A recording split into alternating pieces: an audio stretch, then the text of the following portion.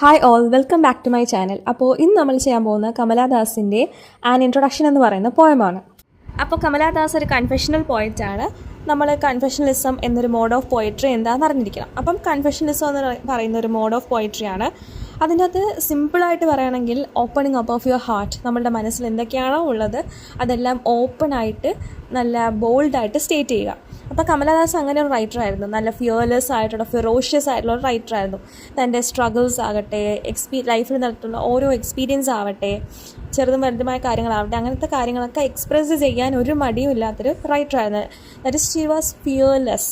ബോൾഡായിട്ടും strong ആയിട്ടുമായിരുന്നു തൻ്റെ വർക്ക്സിൽ താൻ അനുഭവിച്ചിട്ടുള്ള കാര്യങ്ങളെല്ലാം പറഞ്ഞിരിക്കുന്നത്. ഈ പോയത്തിൽ നമ്മൾ പേട്രിയാർക്കി എന്ന സിസ്റ്റം കാരണം സ്ത്രീകൾ അനുഭവിക്കുന്ന ബുദ്ധിമുട്ടുകൾ, അതായത് യൂണിവേഴ്സൽ വുമൻഹുഡ് അല്ലെങ്കിൽ ഹ്യൂമൻ ഐഡൻറ്റിറ്റി, ഇതൊക്കെ തീമായിട്ട് വരുന്നൊരു പോയമാണിത്. അപ്പോൾ നമുക്ക് ഫസ്റ്റ് കൺഫെഷണലിസം എന്താണെന്ന് നല്ലപോലെ നോക്കാം. ഞാൻ പറഞ്ഞല്ലോ opening up of your heart. അപ്പോൾ ഇതിൻ്റെ അകത്ത് എന്തൊക്കെ സംസാരിക്കാം? നമ്മളുടെ ഹ്യൂമൻ്റെ struggles, it talks about extreme personal emotions, anxieties, sexuality, temperament, weakness, strength and struggles. ഇനി ഒരുപാട് കാര്യങ്ങൾ നമ്മളുടെ ലൈഫിൽ എന്തൊക്കെയാണോ കൺഫെസ് ചെയ്യാനായിട്ട് സാധാരണ ഒരാൾ മടിക്കുന്നത്, അതെല്ലാം കൺഫെസ് ചെയ്യാൻ ഉപയോഗിക്കുന്നൊരു മീഡിയം ഓഫ് പോയിട്രി. ഓക്കെ, എല്ലാ കാര്യങ്ങളും ഓപ്പണായിട്ട് കൺഫെസ് ചെയ്യുന്നത്, അതായത് ഓട്ടോബയോഗ്രഫിക്കൽ ടൈപ്പ് ഓഫ് പോയിട്രി ആയിരിക്കും കൺഫെഷണലിസം എന്ന് പറയുന്ന മോഡ് ഓഫ് പോയിട്രി. ആൻഡ് ഈ കൺഫെഷണലിസം ഫസ്റ്റ് എമേർജ് ചെയ്യുന്നത് അമേരിക്കയിലാണ് ഡ്യൂറിങ് ദ 1950s. അപ്പോൾ റോബർട്ട് ലവൽ എന്ന് പറയുന്നൊരു ഓതർ ഫസ്റ്റ് കൺഫെഷണൽ പോയട്രീസൊക്കെ എഴുതാൻ തുടങ്ങി. അപ്പോൾ ആ കളക്ഷൻ ഓഫ് പോയട്രിയുടെ പേരാണ് ലൈഫ് സ്റ്റഡീസ്. റോബർട്ട് ലവലിൻ്റെ വർക്കാണ് ലൈഫ് സ്റ്റഡീസ് എന്ന് പറയുന്നത്. അതായിരുന്നു ഫസ്റ്റ് നോട്ടബിൾ ആയിട്ടുള്ള കൺഫെഷണൽ പോയട്രീസ് എന്ന് പറയുന്നത്. ആ ലൈഫ് സ്റ്റഡീസ് എന്ന് പറയുന്ന വർക്കിൽ ഒരുപാട് experiences of as a patient in mental അസൈലത്തിൽ അനുഭവിക്കുന്ന ടോർച്ചറുകളും മാനസികമായിട്ടുള്ള കാര്യങ്ങളൊക്കെ നല്ലപോലെ വിവരിച്ചിട്ടുള്ളൊരു വർക്കാണ് ലൈഫ് സ്റ്റഡീസ് എന്ന് പറയുന്നത്. പിന്നീട് എന്താണ് കൺഫെഷണലിസം എന്നൊരു ടേം എങ്ങനെയാണ് എമേർജ് ചെയ്തതെന്ന് ചോദിച്ചു കഴിഞ്ഞാൽ, the term confessionalism was taken from Rosenthal's essay. Rosenthal എന്ന് പറയുന്നൊരു റൈറ്റർ ഉണ്ടായിരുന്നു. ആ റൈറ്റർ ഒരു എഴുതി, വർക്കല്ല, ഒരു റിവ്യൂ പേപ്പർ പോലത്തെ ഒരു സംഭവം എഴുതി. അതിൻ്റെ പേരാണ് പോയട്രി ആസ് കൺഫെഷൻ. അപ്പോൾ പോയട്രി ആസ് കൺഫെഷൻ, അതിനകത്ത് കൺഫെഷൻ എന്ന പേരുണ്ടല്ലോ, അപ്പോൾ അതിൽ നിന്നാണ് കൺഫെഷൻ എന്ന ടേം കിട്ടിയത്. അപ്പോൾ the term confessionalism was taken from Rosenthal's essay, poetry as confession. ആ പോയട്രി ആസ് കൺഫെഷൻ എന്ന വർക്ക് ജസ്റ്റ് ഒരു റിവ്യൂ ആയിരുന്നു. എന്തിൻ്റെ? നമ്മളുടെ റോബർട്ട് ലവലിൻ്റെ ലൈഫ് സ്റ്റഡീസ് എന്ന വർക്കിൻ്റെ ഒരു റിവ്യൂ ആയിരുന്നു പോയട്രി ആസ് കൺഫെഷൻ എന്ന് പറയുന്നത്. അപ്പം ഇതിൻ്റെ മേജർ പ്രാക്ടീഷണേഴ്സ്, നമ്മുടെ കൺഫെഷണലിസം എന്ന മോഡ് ഓഫ് പോയട്രിയുടെ മേജർ പ്രാക്ടീഷണേഴ്സ് ആരൊക്കെയാണ്? സിൽവിയ പ്ലാത്ത് നമുക്ക് പറയാം. സിൽവിയ പ്ലാത്തിൻ്റെ വർക്ക്സ് നമ്മൾ പഠിച്ചിട്ടില്ലേ? Colossus, Lady Lazarus, Tulips, Daddy, അങ്ങനെ ഒരുപാട്. അതായത് തൻ്റെ സൂയിസൈഡൽ ടെമ്പറമെൻ്റൊക്കെ നല്ല ബ്രൂട്ടലായിട്ട് ഓണസ്റ്റായിട്ട് എല്ലാ കാര്യങ്ങളും റിവീൽ ചെയ്തൊരു റൈറ്ററായിരുന്നു സിൽവിയ പ്ലാത്ത് എന്ന് പറയുന്നത്. പിന്നീട് ക്രിട്ടീക്സ് സിൽവിയ പ്ലാത്തിനെയും കമലാദാസിനെയും ഓഫൺ കമ്പയർ ചെയ്യാറുണ്ട്. കാരണം അവർ ഫിയർലെസ് ആയിട്ടായിരുന്നു അവരുടെ കാര്യങ്ങളൊക്കെ ഓരോ വർക്ക്സിൽ നല്ലതുപോലെ ഡെപ്പിക്റ്റ് ചെയ്തത്. ഇനി നമുക്ക് നമ്മളുടെ ഓതർ കമലാദാസിനെ പറ്റി കുറച്ചുകൂടെ പോയിന്റ്സ് നോക്കാം. ഫസ്റ്റ് വൺ ഒരു കൺഫെഷണൽ പോയറ്റാണ്. പിന്നീട് നമുക്ക് പറയാൻ പറ്റുന്ന പോയിൻ്റാണ് she is A daughter of Balamani അമ്മ. പിന്നെ അവരുടെ ലിറ്റററി കരിയറിൽ ഒരുപാട് ഫേസസ് ഉണ്ടായിരുന്നു അല്ലേ? ഫസ്റ്റ് മലയാളം ലിറ്ററേച്ചർ എഴുതിക്കൊണ്ടിരുന്നപ്പോൾ മാധവിക്കുട്ടി എന്നൊരു പെൻനെയിമിലാണ് എഴുതിക്കൊണ്ടിരുന്നത്. പിന്നെ അതിനുശേഷം മാധവിക്കുട്ടി കമലാദാസ് ആയത് എപ്പോഴാണ്? ഇന്ത്യൻ ലിറ്ററേച്ചറൊക്കെ എഴുതാൻ നല്ലപോലെ സ്റ്റാർട്ട് ചെയ്തപ്പോൾ. പിന്നെ അതിൽ നിന്ന് കമല സുരയ്യ എന്ന നെയിം അഡാപ്റ്റ് ചെയ്തു. കാരണം she converted to Islam. Later ലൈഫിൽ ഇസ്ലാമിലോട്ട് കൺവേർട്ട് ചെയ്തത് കൊണ്ട് തന്നെ കമല സുരയ്യ എന്ന നെയിമിൽ അറിയപ്പെട്ടു. ആൻഡ് കമലാദാസിൻ്റെ സ്യൂഡനിമാണ് ആമി എന്ന സ്യൂഡനിലാണ് കമലാദാസ് അറിയപ്പെട്ടിരുന്നത്. പിന്നെ നമുക്ക് എല്ലാവർക്കും അറിയാം കമലാദാസിൻ്റെ ഓട്ടോബയോഗ്രഫിക്കൽ വർക്കാണ് എൻ്റെ കഥ, അഥവാ മൈ സ്റ്റോറി. പോസ്റ്റ് കൊളോണിയൽ ടൈമിന് ശേഷമായിരുന്നു കമലാദാസ് തൻ്റെ വർക്ക്സ് എഴുതിയിരുന്നത്. അപ്പോൾ അതുകൊണ്ട് തന്നെ അവിടെ അപ്പോൾ ഉള്ള പ്രശ്നങ്ങളും, അതായത് സ്ത്രീകൾക്ക് ഉണ്ടായിട്ടുള്ള പ്രശ്നങ്ങളെക്കുറിച്ചിട്ടൊക്കെ നല്ലതുപോലെ തന്നെ വർക്ക്സിൽ ഡെപ്പിക്റ്റ് ചെയ്തിട്ടുണ്ട്. For example loneliness, betrayal, love, sexual identity, societal constraints put upon woman. സ്ത്രീകളുടെ മേലിൽ എന്തൊക്കെ സ്റ്റീരിയോ ടൈപ്സും ജെൻഡർ റോൾസും ഒക്കെയാണ് സ്ത്രീകളുടെ മേലിൽ വെച്ചേക്കുന്നത്. അങ്ങനെ ഒരുപാട് കാര്യങ്ങൾ കാര്യങ്ങൾ സ്ത്രീക്ക് ചെയ്തുകൂടാ, സ്ത്രീ അങ്ങനെ ചെയ്താൽ ഇങ്ങനെയാവും, നീ ഇങ്ങനെ ആകണം എന്നൊക്കെ പറഞ്ഞ ഒരുപാട് കാര്യങ്ങൾ അന്നത്തെ കാലത്ത് സ്ത്രീകളുടെ മേലിൽ ഉണ്ടായിരുന്നു. അപ്പോൾ അവരുടെ inner thoughts, emotions, feelings, what kind of A person she is എല്ലാം നമുക്ക് ഈ വർക്കിലൂടെ വ്യക്തമാകും. കാരണം ഇതൊരു ഓട്ടോബയോഗ്രഫിക്കൽ വർക്കാണ്. ഈ പോയത്തിലെ ഓരോ വരികളിലും നമുക്ക് അവരുടെ ഓരോ ഫേസ് ഓഫ് ലൈഫ് നമുക്ക് കാണാൻ പറ്റും. വലുതായപ്പോൾ എങ്ങനെയായിരുന്നു, കൊച്ചിലെ എങ്ങനെയായിരുന്നു, അഡോളസൻസ് എത്തിയപ്പോൾ എങ്ങനെയായി, മാരേജ് എങ്ങനെയായിരുന്നു, and about her political opinion, ലാംഗ്വേജിനെ പറ്റി, ഹെർ റൈറ്റിംഗ്, ഹെർ ഇൻഡിവിജ്വാലിറ്റി, പിന്നെ ആരാണ് സിന്നേഴ്സ്, ആരാണ് നല്ലത് ചെയ്യുന്നത്, അങ്ങനെ ഒരുപാട് കാര്യങ്ങൾ ഈ വർക്ക്സിലൂടെ ഡെപ്പിക്റ്റ് ചെയ്യുന്നുണ്ട്. Her own views, her own emotions, her own confessions. Okay, നമുക്കിനി പോയത്തിലോട്ട് കിടക്കാം. പോയത്തിൽ ഫസ്റ്റ് തന്നെ പറയുന്നത്, I don't know politics but I know the names of those in power and can you repeat them like the days of week or names of months beginning with Nehru. ഈ poem വായിക്കുമ്പോൾ തന്നെ easy ലാംഗ്വേജിൽ എഴുതിയോണ്ട് തന്നെ നമുക്ക് easily മനസ്സിലാവും എന്താ കാര്യം ഉദ്ദേശിച്ചിരുന്നത്. എനിക്ക് ലിറ്ററൽ മീനിങ് പറയുകയാണെങ്കിൽ എനിക്ക് പൊളിറ്റിക്സ്, രാഷ്ട്രീയം അറിയൂല, ബട്ട് എനിക്ക് എന്താണ് പൊളിറ്റിക്കൽ ലീഡേഴ്സിൻ്റെ പേരൊക്കെ നല്ലതുപോലെ അറിയാം.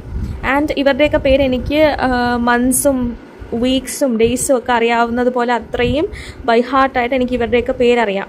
അപ്പോൾ ഇതാണ് ഒരു ലിറ്ററൽ മീനിങ് എന്ന് പറയുന്നത്.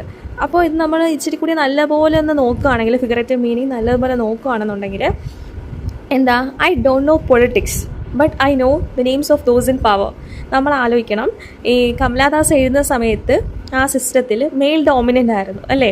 അപ്പോൾ അത്രയും ഇൻഗ്രീൻഡ് ആയിട്ടുള്ള മെയിൽ ഡോമിനേറ്റഡ് ആയിട്ടുള്ള ഒരു സിസ്റ്റമായിരുന്നു ആ സമയത്തുണ്ടായിരുന്നത്. അതുകൊണ്ട് തന്നെ ഇവർക്ക് എന്താണ്, നമ്മളുടെ പോയറ്റിന് ഒരിക്കലും എന്താണ് ഇവരുടെ ഈ പൊളിറ്റിക്കൽ ലീഡേഴ്സിൻ്റെ നെയിം ഒന്നും മറക്കാൻ പറ്റൂല എന്നതാണ് ഇവിടെ ഉദ്ദേശിക്കുന്നത്. അപ്പോൾ ആ കാലഘട്ടത്തിൽ വിമൻ റിപ്രസെൻറ്റേറ്റീവ് വളരെ കുറവായിരുന്നു. ഉണ്ടെങ്കിൽ തന്നെയും അവർ സാധാരണ ഒരു വർക്ക് എഴുതണമെങ്കിൽ തന്നെ നമ്മൾ ആദ്യം പഠിച്ചിട്ടുണ്ടല്ലോ പണ്ട് ലൈക്ക് സ്യൂഡനിംസ് യൂസ് ചെയ്തിട്ടാണ് പണ്ടുള്ള റൈറ്റേഴ്സ്, വിമൻ റൈറ്റേഴ്സൊക്കെ ആദ്യം വർക്ക്സ് എഴുതിയിരുന്നത്. പിന്നെ ചിലവർ മെയിൽ റൈറ്റേഴ്സിനെ പോലെ എഴുതാൻ നോക്കി. അങ്ങനെ ഒരുപാട് കാര്യങ്ങൾ നടന്നിട്ടുള്ളൊരു കാലഘട്ടം ഉണ്ടായിരുന്നു. അപ്പോൾ കമലദാസിന് ഈ സമയത്ത് ഒരു മെയിൽ ഡോമിനേറ്റഡ് സിസ്റ്റം ആയിരുന്നു.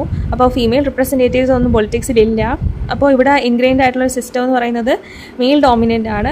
അപ്പോൾ അവരുടെയൊക്കെ പേര് മറക്കാൻ പറ്റൂല, അത്രയും അങ്ങനത്തെ ഒരു സിസ്റ്റം ആയിരുന്നു എന്നതുകൊണ്ട് നമുക്ക് അങ്ങനെ ഉദ്ദേശിക്കാം. പിന്നെ അതിനുശേഷം പറഞ്ഞേക്കുന്നത് ബിഗിനിങ് വിത്ത് നെഹ്റു എന്ന് പറയുന്നത് ഇവിടെ ഒരു അല്യൂഷനാണ്. നമ്മൾ ആദ്യം പറഞ്ഞല്ലോ, ഇതൊരു പോസ്റ്റ് കൊളോണിയൽ എറയ്ക്ക് ശേഷം എഴുതിയ പോയമാണ്. അതിവിടെ നിന്നാണ് നമുക്ക് മനസ്സിലാവുന്നത്. കാരണം എന്താണെന്ന് വെച്ചാൽ ജവഹർലാൽ നെഹ്റു ആയിരുന്നു പോസ്റ്റ് കൊളോണിയൽ എറയ്ക്ക് ശേഷമുള്ള ഫസ്റ്റ് പ്രൈം മിനിസ്റ്റർ എന്ന് പറയുന്നത്. പിന്നീട് പോയിട്ട് പറയാണ്, ഞാനൊരു ഇന്ത്യനാണ്, പിന്നെ ബ്രൗൺ ആണ് തൻ്റെ കളർ, പിന്നെ മലബാറിൽ നിന്നാണ് വരുന്നത്. ഇത് നമുക്ക് ലിറ്ററലി കേൾക്കുമ്പോൾ തന്നെ മനസ്സിലാവും കാര്യം എന്താണ്. She is asserting Har nationality. പിന്നെ എവിടെ നിന്നാണ് വരുന്നത്, സാധാരണ ഇന്ത്യൻസിന് എല്ലാവരും ബ്രൗൺ എന്നാണല്ലോ പറയുന്നത്. പിന്നെ സദേണും കൂടെ ആണെന്ന് പറയുമ്പോൾ എല്ലാവരും പറയും നല്ല ഡാർക്ക് സ്കിൻഡ് ആയിരിക്കും. അപ്പം she is proud about her nationality, her region, her colour. എന്താണെന്ന് വെച്ചാൽ she is proud of everything she have. പിന്നെ I speak 3 languages, write in 2, dream in 1. അതായത് 3 ലാംഗ്വേജ് സംസാരിക്കാൻ അറിയാം, 2 ലാംഗ്വേജിൽ എഴുതും, 1 ലാംഗ്വേജിലാണ് ഡ്രീം ചെയ്തിരിക്കുന്നത്. ഓക്കെ, ഇത് ഇവിടെ പറയുന്നത് എന്താണെന്ന് വെച്ചാൽ ഹെർ ലിംഗ്വിസ്റ്റിക് എബിലിറ്റീസ്, അതായത് ഒരുപാട് ഭാഷകൾ, വേഴ്സറ്റൈൽ ആയിട്ടുള്ളൊരു റൈറ്റർ ആയിരുന്നു നമ്മളുടെ കമലാദാസ്.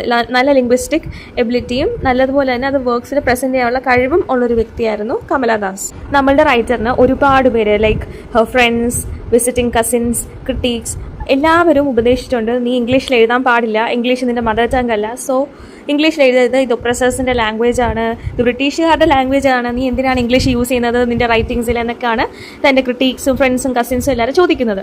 അപ്പോൾ നമ്മളുടെ പോയിട്ട് സ്ട്രോങ് ആയിട്ടുള്ള റിപ്ലൈ കൊടുക്കുകയാണ്, every one of you why not let me speak in any language I like. എനിക്കിഷ്ടമുള്ള ഭാഷയിൽ സംസാരിക്കാൻ അനുവദിക്കാത്തത് എന്താണ്.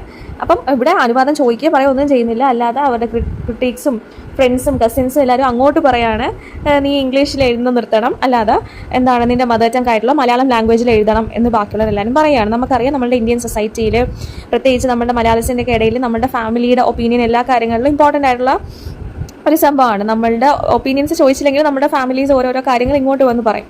സോ അതേപോലെ കമലദാസിൻ്റെ ലൈഫിൽ ഫാമിലി, ഫ്രണ്ട്സ്, കസിൻസ്, ക്രിട്ടീക്സ് ഇങ്ങനെ ഒരുപാട് പേര് വന്നിട്ട് ഇങ്ങനെ ഓരോരോ കാര്യങ്ങൾ പറയുന്നുണ്ടായിരുന്നു. അപ്പോൾ കമലദാസ് അങ്ങോട്ട് പറയുകയാണ്, എനിക്കിഷ്ടമുള്ള ലാംഗ്വേജിൽ ഞാൻ എഴുതും, എനിക്കിഷ്ടമുള്ള ലാംഗ്വേജ് ഞാൻ സംസാരിക്കും, ആൻഡ് ഞാൻ സംസാരിക്കുന്ന ഭാഷ എൻ്റെതാവും.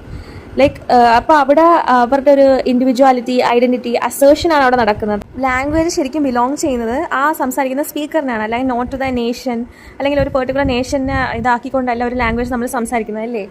അപ്പോൾ അതാണ് ഇവിടെ എന്താ ഓദർ പറയാൻ ഉദ്ദേശിക്കുന്നത്.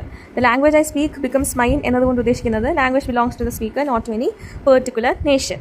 അതായത് ഇവിടെ സ്പീക്കർ പറയുകയാണ് ഇത് എൻ്റെ റൈറ്റാണ്, ഞാൻ ഏത് ലാംഗ്വേജ് സംസാരിക്കേണ്ട എന്നുള്ളതൊക്കെ അത് എൻ്റെ പേഴ്സണൽ ചോയ്സാണ്. Okay, then her choice is her own. It is authentic and born of passion. She confesses that the language she speaks becomes hers and she finds pleasure in its distortions and queerness. She admits that her language voices her own joys, longings and hopes.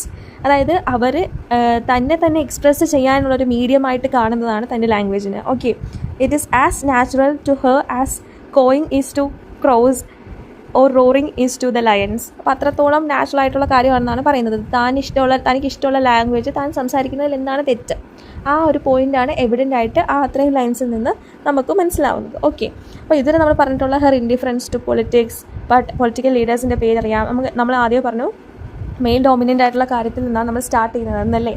ഇപ്പോൾ നമ്മൾ എവിടെ വരെ എത്തി, ലാംഗ്വേജിൻ്റെ കാര്യത്തിലോട്ടെത്തി. തൻ്റെ individuality of choice എടുക്കാനുള്ള കാര്യങ്ങളൊക്കെയാണ് ഇവിടെ നമ്മളിപ്പോൾ പറഞ്ഞത്. പിന്നീട് അതിന് മുമ്പ് നമ്മൾ നാഷണാലിറ്റി അസേർട്ട് ചെയ്യുന്നത് കണ്ടു.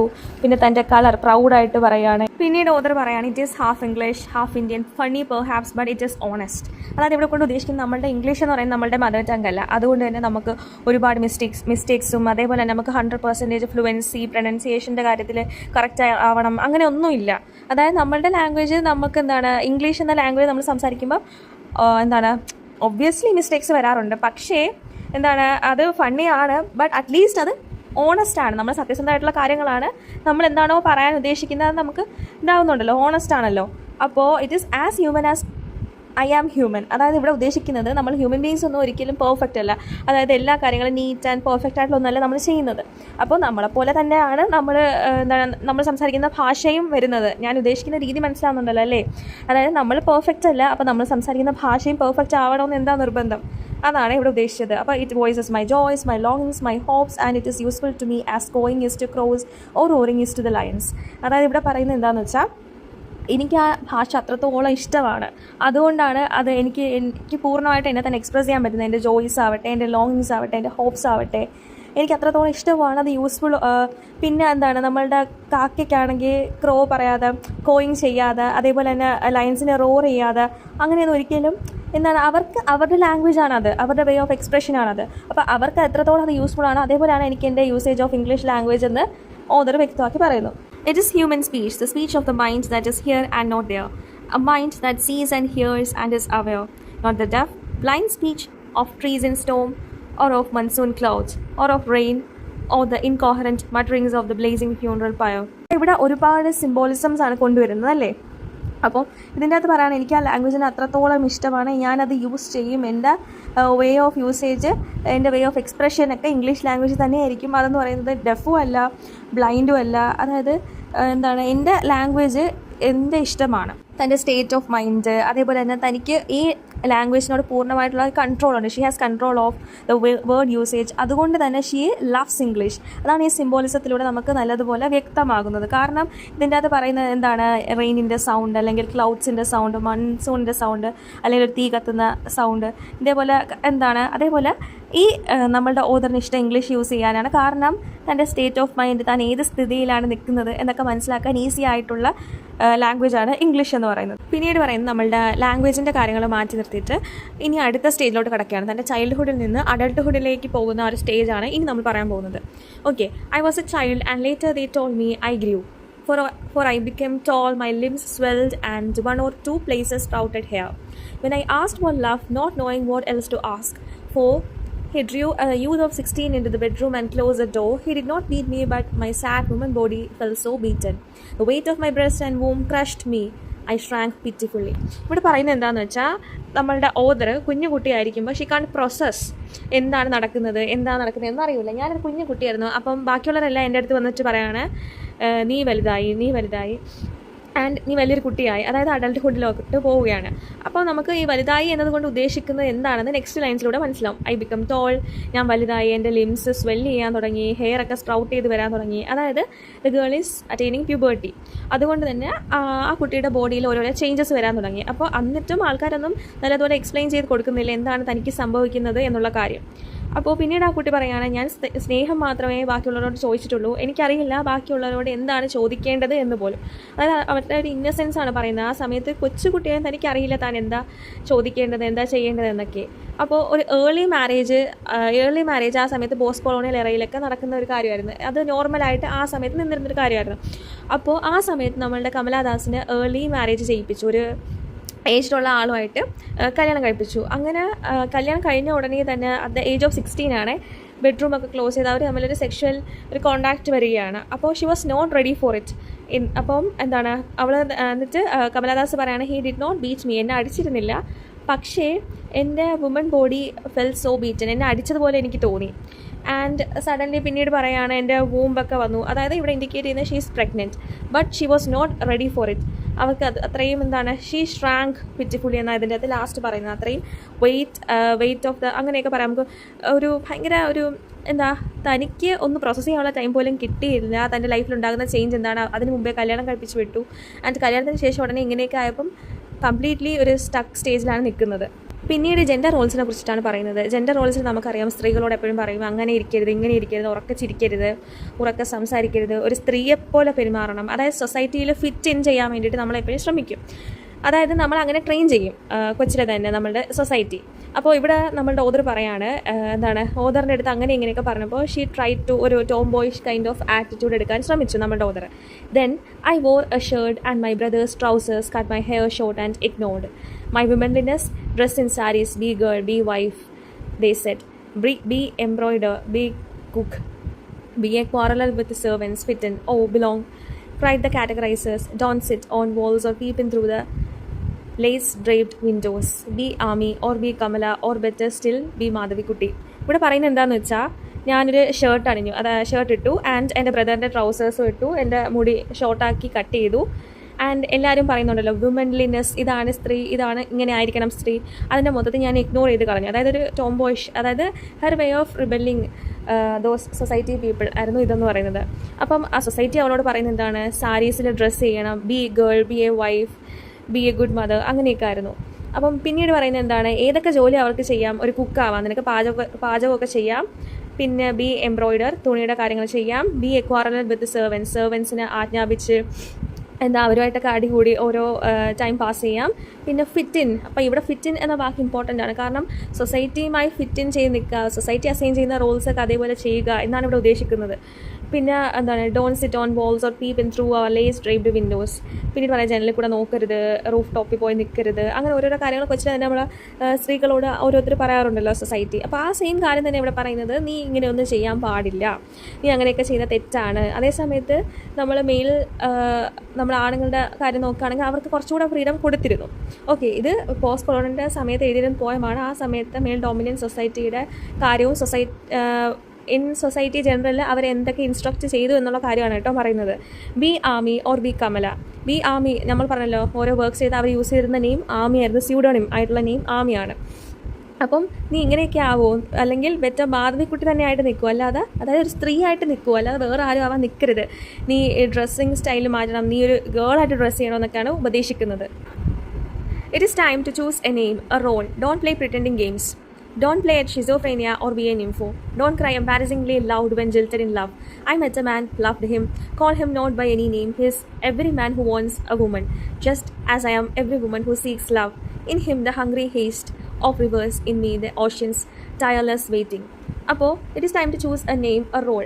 അത് നമുക്കറിയാം, നമ്മൾ കൊച്ചിലെ തന്നെ സ്ത്രീകളോട് പറയുന്നത് എന്താണ്, മുറ്റം തൂക്കണം, അത് ചെയ്യണം, പാത്രം കഴുകണം, അങ്ങനെയൊക്കെ ഓരോരോ റോൾസ് പറയാറുണ്ട്.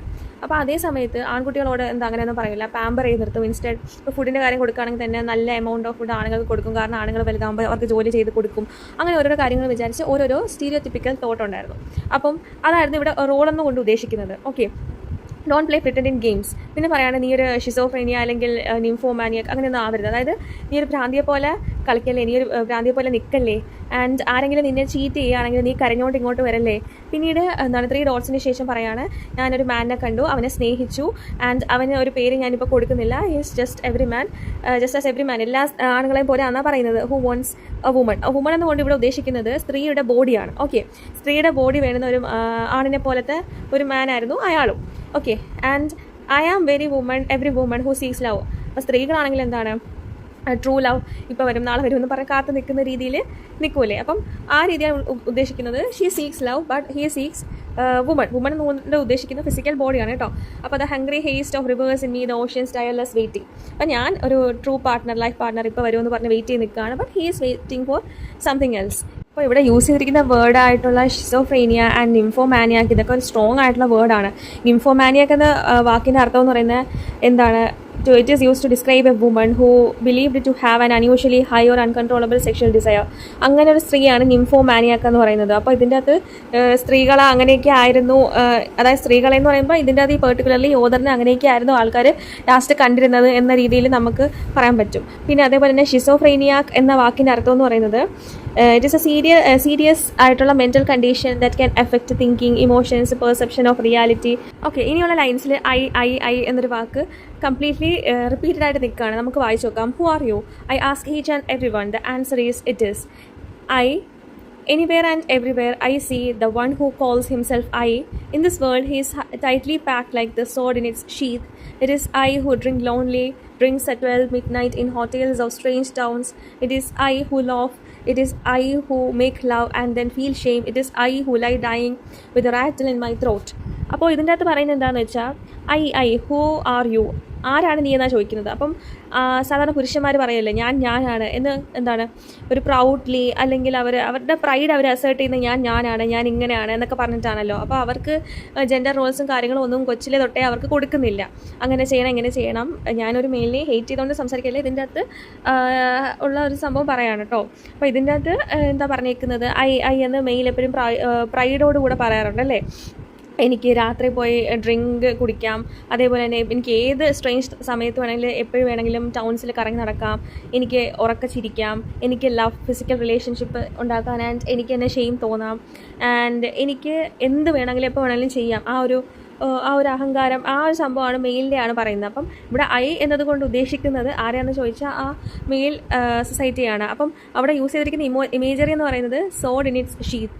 അതായത് അത്രയും നമ്മൾ വാള് എപ്പോഴും കവർ ചെയ്ത് വെച്ചിരിക്കുമല്ലോ സ്ട്രോങ് ആയിട്ട്. അപ്പോൾ അത്രയും ടൈറ്റ്ലി ആയിട്ട് അവരുടെ ഇമോഷൻസും അങ്ങനെയാണെന്നാണ് പറയുന്നത്. ഞാനും ഒരു സിന്നറാണ്, അതായത് ഞാനൊരു പാപിയാണ്, അതുപോലെ തന്നെ ഞാനൊരു സെയിൻറ്റും ആണെന്ന് പറയുന്നത്. I am a saint and I am the beloved and the betrayed. അതായത് എനിക്ക് സ്നേഹം കിട്ടിയിട്ടുമുണ്ട്, ഞാൻ എന്നെ ബിട്രേ ചെയ്തിട്ടുമുണ്ട്. അതായത് ഞാൻ സിന്നറാണ്, സെയിൻറ്റാണ്, ബിട്രേ ചെയ്തിട്ടുണ്ട്, ലവ് കിട്ടിയിട്ടുണ്ട്. I have no joys that are not yours. നിനക്കില്ലാത്തതൊന്നും എനിക്കും ഇല്ല, എനിക്കില്ലാത്തതൊന്നും നിനക്കും ഇല്ല എന്നൊരു രീതി. Okay, no aches which are not yours. I too call myself I. അതായത് ഇവിടെ ഞാനും എന്നെ ഇനി തൊട്ട് ഐ എന്ന് വിളിക്കും. അതായത് ഇനി ഒരാൾക്ക് മാത്രമായിട്ട് ഡോമിനേഷൻ ഒന്നും ഇല്ല, എല്ലാം ഈക്വലാണ്. അവരാദ്യം പറയുന്നുണ്ടല്ലോ ഷീ ഇഗ്നോഴ്സ് ദ വുമൻലിനെസ് എന്നൊക്കെ ഒരു ലൈനിൽ പറയുന്നുണ്ടല്ലോ. സോ അതാണ് ഇവിടെ ഉദ്ദേശിക്കുന്നത്. ഓക്കെ, ഇതൊരു ബ്യൂട്ടിഫുൾ ലൈൻസാണ്.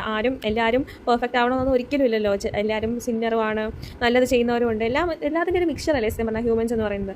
അത് തന്നെയാണ് ഇവിടെ ഓതറും ഉദ്ദേശിച്ചിരിക്കുന്നത്. അപ്പോൾ ഇവിടെ നമ്മൾ ഈ പോയത്തിൻ്റെ അല്ലാത്ത പോയിന്റ്സ് നോക്കുകയാണെന്നുണ്ടെങ്കിൽ ഒരു 16 ലൈൻ പോയമാണ്. ഒരു സിംഗിൾ സ്റ്റാൻസയിലാണ് എഴുതിയിരിക്കുന്നത്. പിന്നീട് ഫ്രീ വേഴ്സിലാണ് എഴുതിയിരിക്കുന്നത്. പ്രത്യേകിച്ച് റൈം സ്കീമോ കാര്യങ്ങളോ ഒന്നും തന്നെ ഇല്ല. പിന്നെ ഇതിൻ്റെ അകത്ത് അല്യൂഷൻ നമ്മൾ ആദ്യം പറഞ്ഞിട്ടുള്ള ജവഹർലാൽ നെഹ്റുവിൻ്റെ അല്യൂഷൻ വെച്ചിട്ടാണ് ഈ പോയം സ്റ്റാർട്ട് ചെയ്തിരിക്കുന്നത് തന്നെ. പിന്നെ ഇതിൻ്റെ അകത്ത് ഐ എന്നൊരു വാക്ക് ഭയങ്കരമായിട്ട് റിപ്പീറ്റ് ചെയ്തിരിക്കുകയാണ്. I am Indian, I am very brown.